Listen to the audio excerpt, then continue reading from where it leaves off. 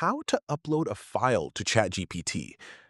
In this quick tutorial, I'll show you how to upload documents like PDFs, Word files, or Excel sheets into ChatGPT step by step.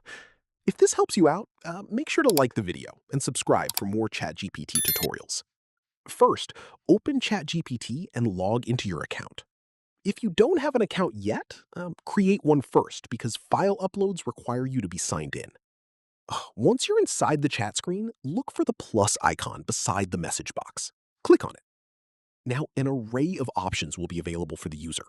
Click on Add Photos and Files option, or simply click Ctrl+U on your keyboard. This will open the local files on your computer. Choose a file of any sort from your computer, but just be careful to not upload any sensitive data.